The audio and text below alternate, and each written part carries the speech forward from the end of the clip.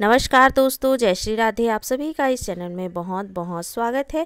आज की वीडियो में हम चर्चा करेंगे कि क्या हमें लड्डू गोपाल के वस्त्र धोने चाहिए, क्योंकि कई लोग का मानना होता है कि ये हमारे प्रभु हैं तो इनके वस्त्र गंदे नहीं होते हैं, तो हमें इनके वस्त्र नहीं धोने चाहिए, और कई लोग वस्त्र धोते हैं। तो इसी विषय पर हम चर्चा करने वाले हैं। क्या हम वस्त्र धोकर गलतियाँ तो नहीं कर देते हैं?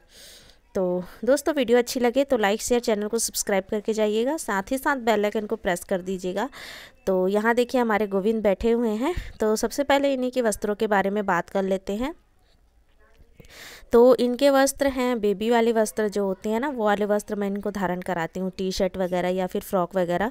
तो इनके वस्त्र तो देखिए धोने में आसान होते हैं और इनको हम धो भी सकते हैं। देखिए हम सोचते हैं कि इनके वस्त्र गंदे नहीं होते हैं, लेकिन अगर हम इनको गोद वगैरह लेते हैं या दीपक वगैरह इनके सामने में रखते हैं ना, तो प्रभु के वस्त्र गंदे नहीं होते हैं, लेकिन तेल वगैरह या फिर धुएं से जो है थोड़े से काले पड़ने लगते हैं। तो मैं तो इनके वस्त्र मतलब 2 से 3 बार इनको पहनाने के बाद में धो देती हूँ, और माइल्ड डिटर्जेंट का यूज़ करना चाहिए या फिर इजी वगैरह जो आता है उसका यूज़ करना चाहिए, या फिर शैम्पू का।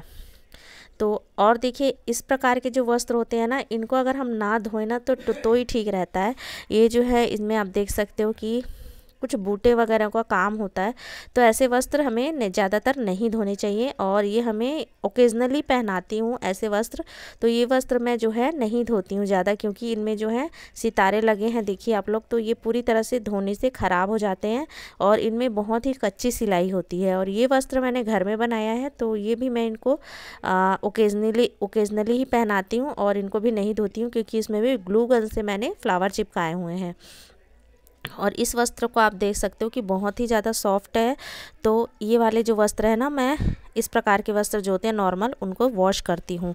तो दोस्तों, यदि अगर आपके जो इच्छा है वो कीजिए, क्योंकि अगर हम ठाकुर जी को ठाकुर जी के रूप में, प्रभु के रूप में मानते हैं, तो उनके वस्त्र गंदे नहीं होते हैं। लेकिन अगर हम उन्हें पुत्र रूप में उनकी सेवा कर रहे हैं तो उनके वस्त्र धोने ज़रूरी होते हैं। तो देखिए हमारे जो गोविंद हैं, उनकी इस प्रकार से हमारे पास वस्त्र है, तो इनको हम ना वह समय समय पर धोते ही रहते हैं, क्योंकि देखिए साफ़ सफाई सब जगह ज़रूरी है। मंदिर में भी अगर हम सफाई करते हैं तो पर्दे वगैरह, भगवान के वस्त्र जगह चेंज करते हैं तो उनको तो धोना ही पड़ता है ना, तो हम धोते हैं। बाकी जिसकी जैसी इच्छा, जैसे प्रभु उनसे करवाएं वो वैसा कर सकते हैं।